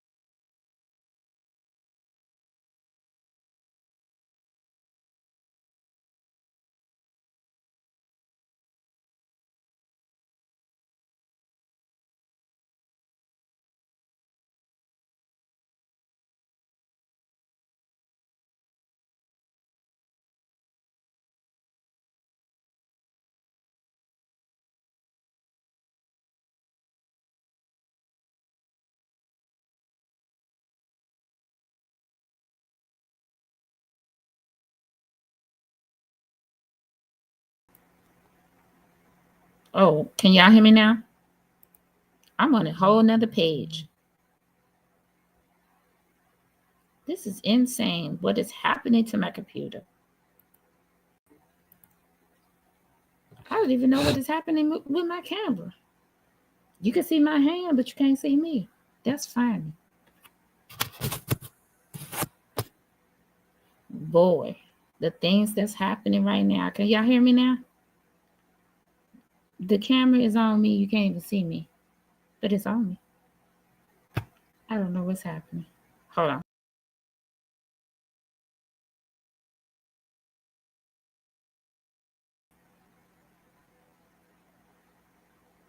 I don't know what's happening. I'm going to turn my camera off right quick.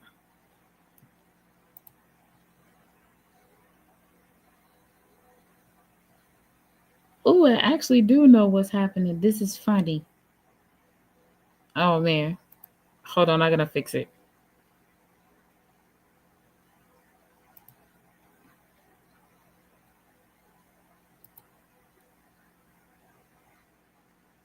Hold on.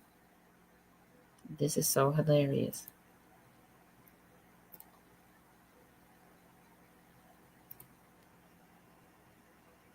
There I go. There I go. In my studio. Studio.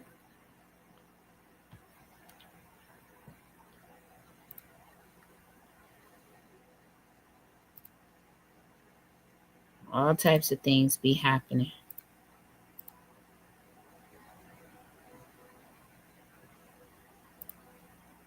All right.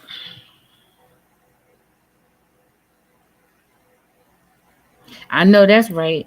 I know that's right. They trying it, but it ain't gonna happen. We're gonna get it out anyway. Okay, so let me go back over what y'all missed that I was telling you.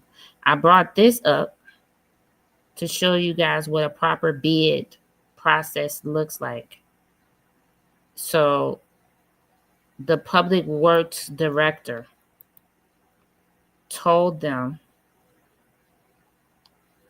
right, that he was putting out a bid for some work, and he did it. He listed it on January the 24th, wherever they list bids. Right here is where he told them. Right here, he advertised for bids on the 25th of January. So the bids went out, and this is what a proper bid process looks like. I'm gonna let you guys look at that for 1 second while I bring up the other question I have for Tinley.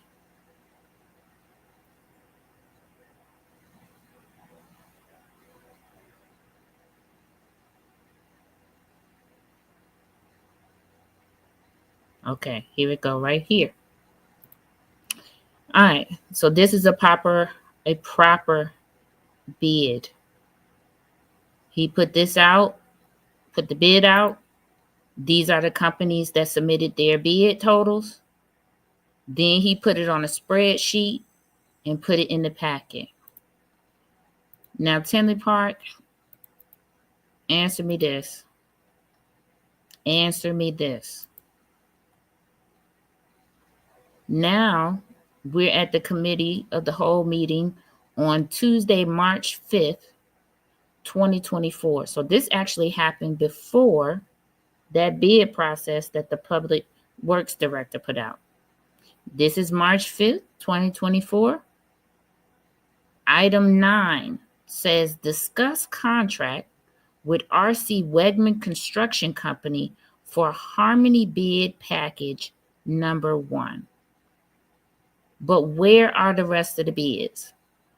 Why are we only talking about one bid when the Public Works Director brought all of his bids? He showed you every last bid that came in. Where are the bids for Harmony Square construction? I didn't find any other bids in any other meetings. This actually was the first meeting that I found a bid for. Do y'all see why this takes so long? Because you got to look through all of these meetings. Here's that Burke Engineering again. Are they the only engineering company out in the south suburbs that can do engineering work? I don't know. It's a question. There they go. And I'm still looking for the Wegman bid. That's the engineering person.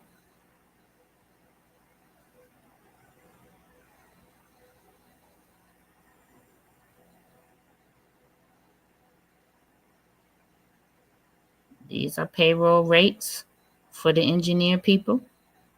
Ooh, that one man making $80 an hour. And I'm still looking for the bids for Harmony Square.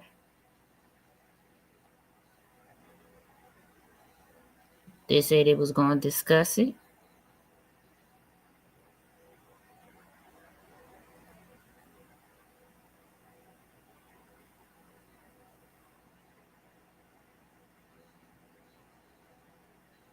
What is this?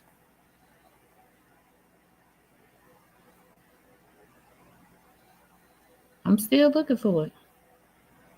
Participate in construction engineering, wetland bank credits.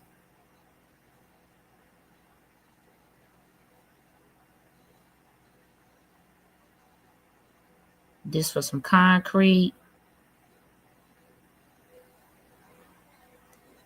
That's Public Works man again. This a resurfacing project. That's actually right there. We still looking. Standard agreement and general conditions between owner and construction manager. Okay, here is the Wegman. This is the Wegman construction for Harmony Square. The owner and contractor desire to establish a guaranteed maximum for work. But where are the rest of the bids? I didn't see any other construction companies packets in here. Should this not have had all of the other construction companies in here?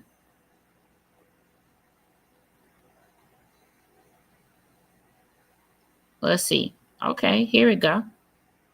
Let's see, can we see what we're doing? You got Curian Contracting Company. I don't know what they go to. There's a construction company for $2 million, 2.7. Aries Inc. Know who they are.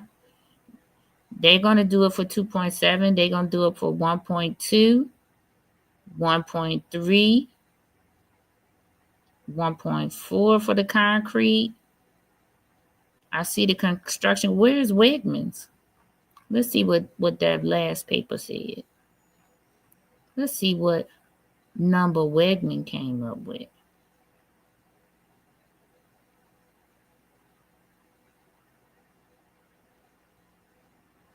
Contractors GMP for work, including costs of the work as defined in Article 8. The contractor's fee as set is $6,790,812. Okay, I'm confused right now.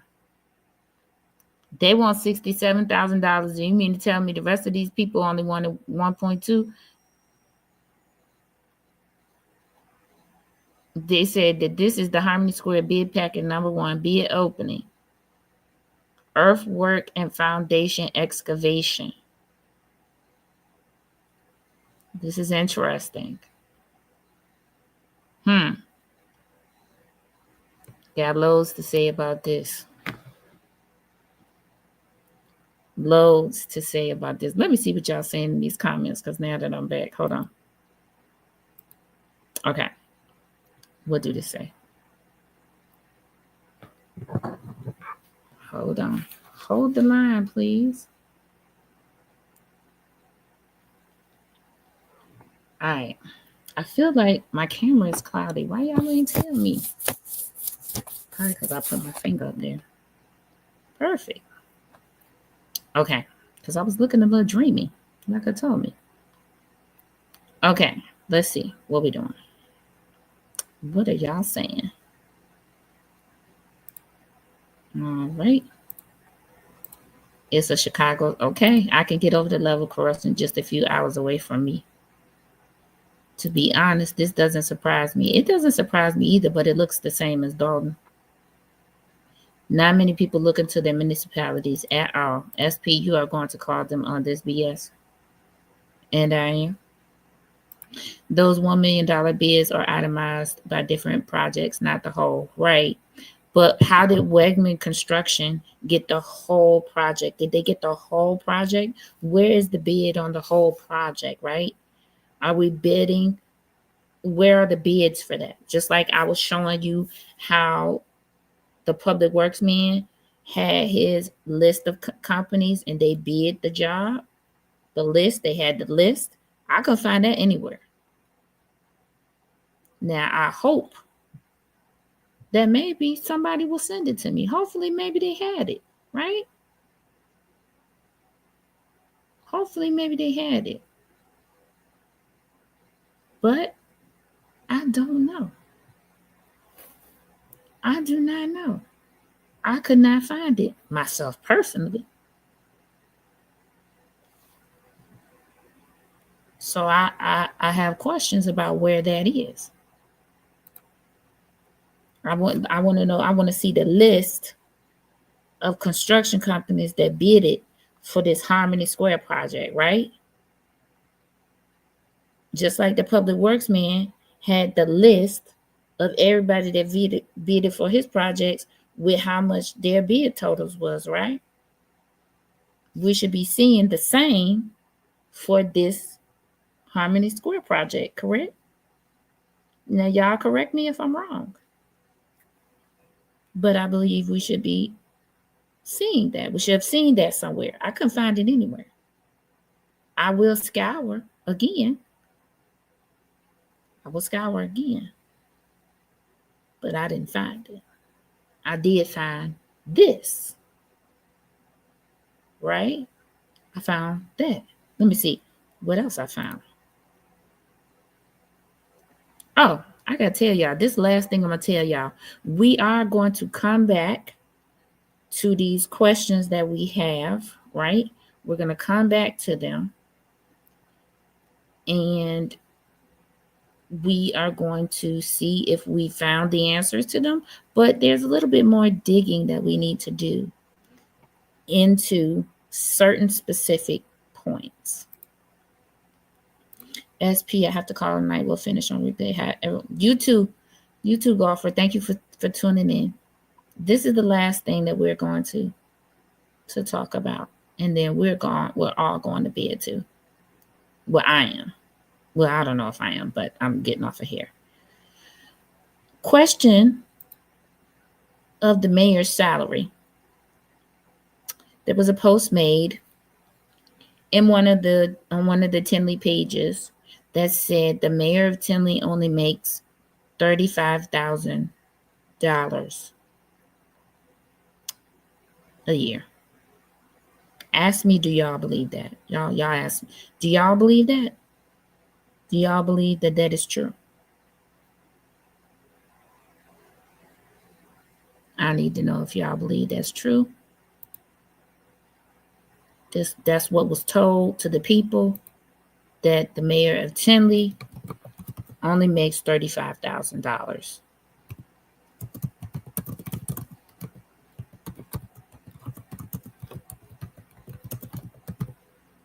So one day these people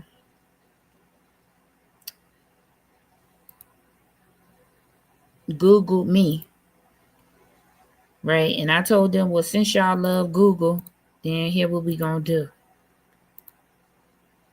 This is Google. Google says their base pay is $32,000, but they receive longevity bonuses, which can bring the total compensation to over $75,000. Y'all see that? So somebody tell me, do he actually make $32,000? That would be enough. Got to show you guys something else, because we're talking about transparency, right? And if there's nothing going on, then y'all answer me something, because I'm about to, let me see if I can find it here.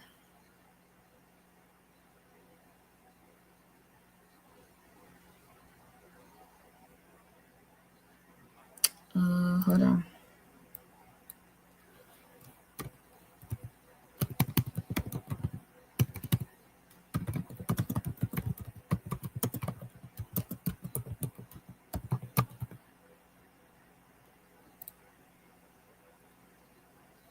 All right. Y'all see what I'm seeing? Okay, girl. Listen, I don't know. But I can tell you right now, he don't make no $32,000. But now we're gonna get ready to prove it. Tinley Park. This is what somebody said. I showed y'all what Google said. They said that his annual salary could be $75,000 or over that. Okay. Now, this is the question I got you. I got to ask you. Right now, we are at the salaries and benefits tab of the transparency portal, Tinley Park. There you go, right there. Village of Tinley Park, Illinois, salaries and benefits.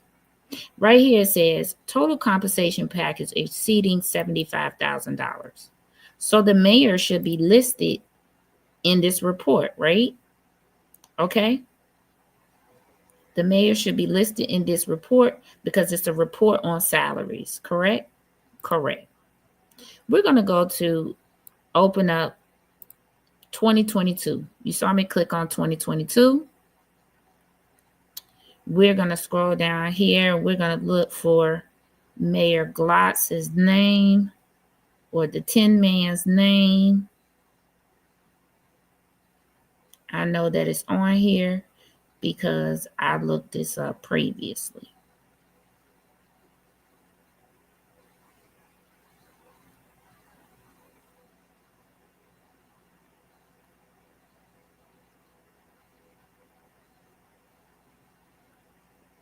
But this is the list of salaries.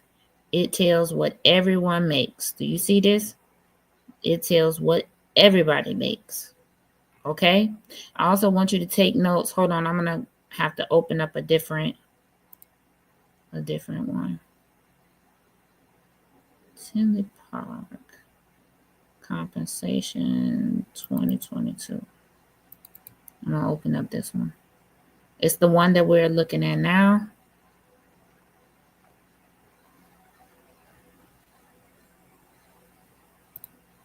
I need to find. But Mayor Glass is up here. This particular one don't have the search feature I'm looking for. So you have to find his name. But on this particular one, it says that he made $32,000. This is what it said.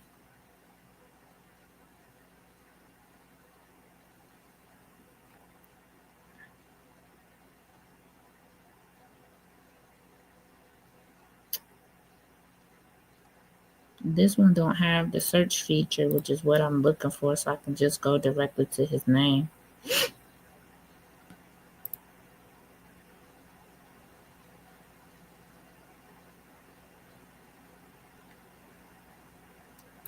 Okay, hold on, y'all.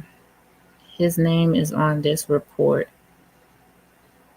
Trust me.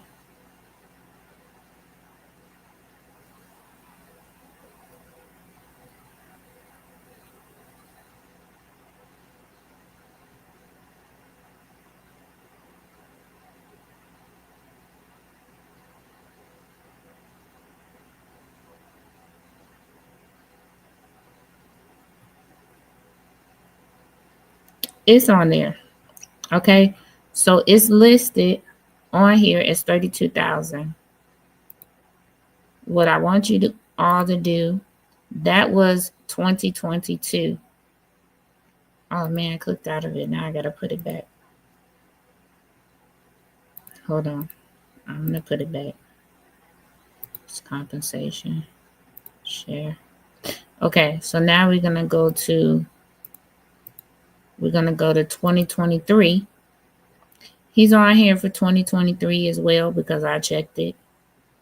And he's on here. When you get a chance, I want you to go through, look at the village manager makes $175,000. With compensation, he makes $244,000 a year. That was in 2023. I want you to, because you all remember when Lil Stank hired her people, she gave them raises. This administration was no different.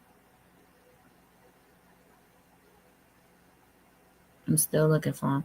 Anyway, 2023, he was on there. Now, let's fast forward to 2024. 2024, I opened this as a PDF in where you can search the person's name for the person's name. Nowhere is he on this report. So Tinley, what is your mayor actually making? Because he's not on the report anywhere. Remember at the last report, the village manager was right at the top. It was the first one. Let me go back. I'm gonna share this tab. On this report right here, it says village manager. Do y'all see? He is the first one, village manager. Right there. Patrick Carr, he's still the village manager. Okay? I don't know that succeeding just because you are in a position to give big raises, right? Should you? Right? Should you do that? And should it be something that is discussed during a meeting? Should you do it? Just because you can, does that mean this man is already making $244,000? Okay, if that's your justification for it, interesting to me. But let's switch to this tab. This is 2024.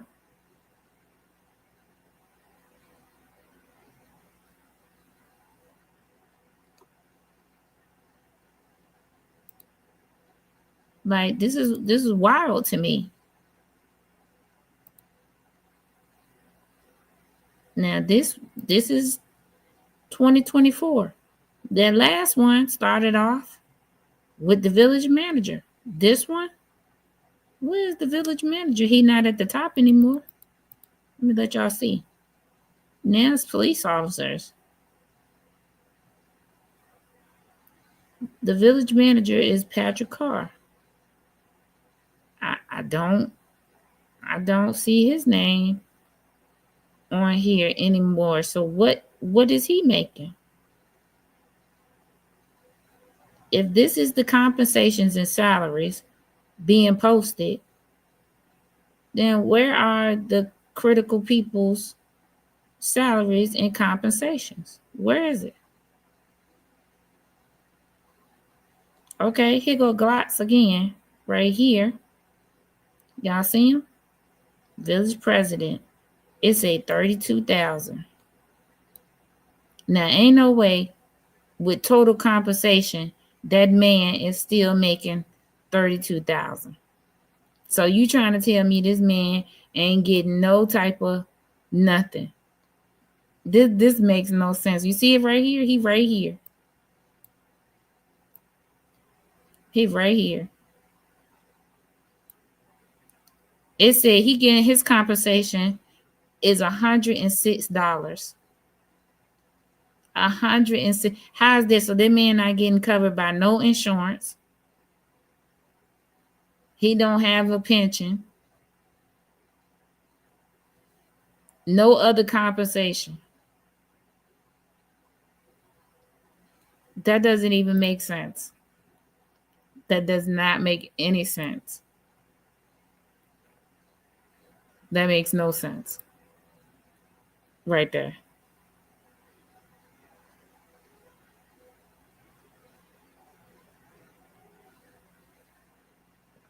Yeah, Tinley Park's population is 54,000. My question is, no, I can't do a word search in this the way that it opened. The way that it opened is PDF. It opened in my I'm using Chrome right now. My question is, You opened up a TIF for this Harmony Square. You paid Cornerstone $82,500.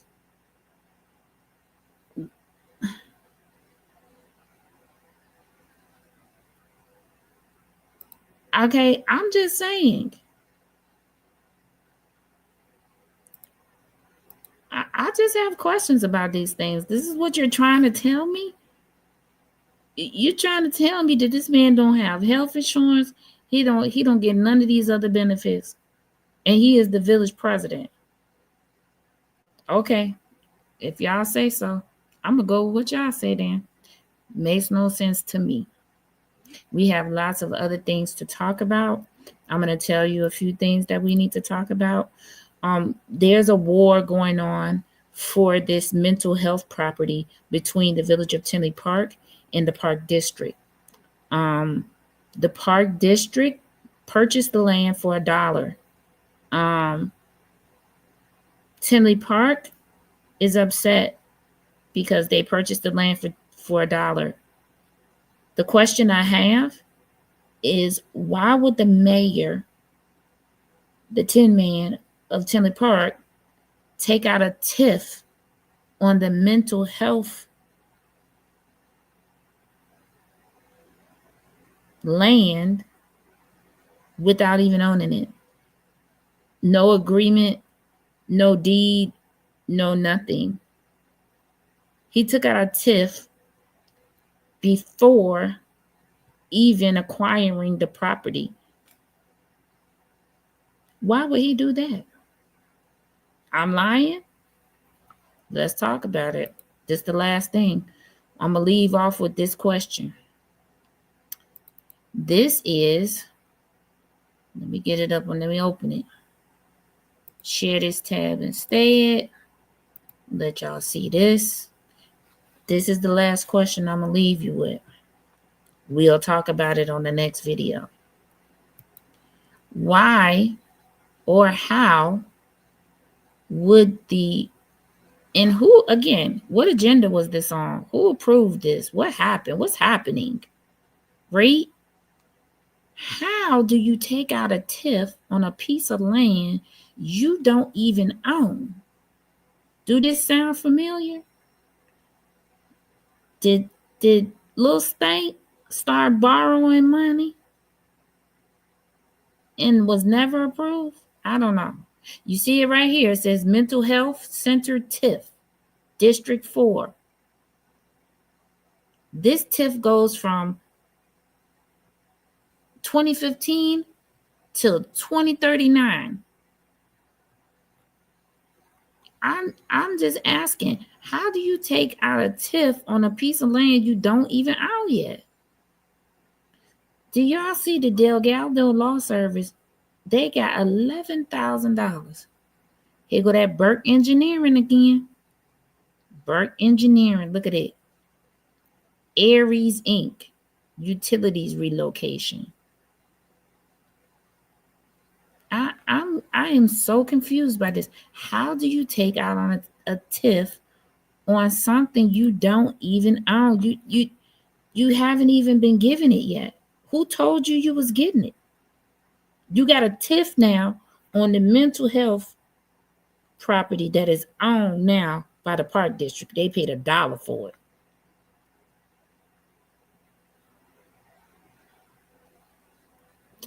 All right, well, those are the questions I'm gonna leave you with. We got a lot. You see me, this is a lot to unpack, right? This is a lot. I won't take my glasses off because my head is hurting trying to suss this out, right? Again, I want to say thank you to all of the people behind the scenes that are collaborating with me and helping me. Thank you so much. Without you, I could not do this. Thank you so much. These are the questions that I have for you tonight, Tinley Park.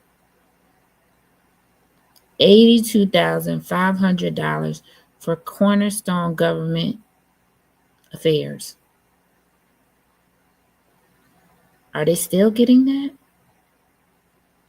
Who approved that? Was that on the consent agenda and y'all missed it? I don't know. I'm still digging.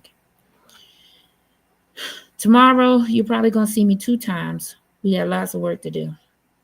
I got things I'm working on doing, and I'm gonna pop up tomorrow. You guys keep your notifications on, okay? Y'all go to bed, get some rest. Think about all the questions that I asked. Let's figure this out.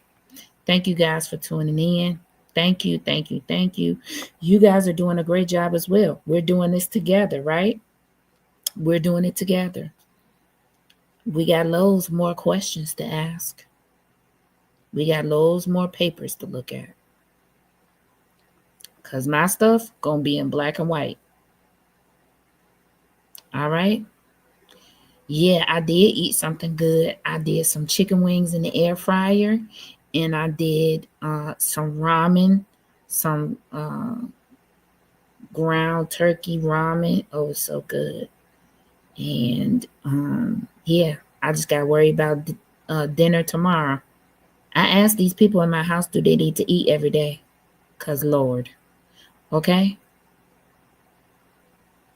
All right. I'll see you guys tomorrow. I hope this information was helpful. Tinley Park, wake up, because what we doing? Wake up. We got to wake up. All right? See you guys tomorrow. See you guys tomorrow.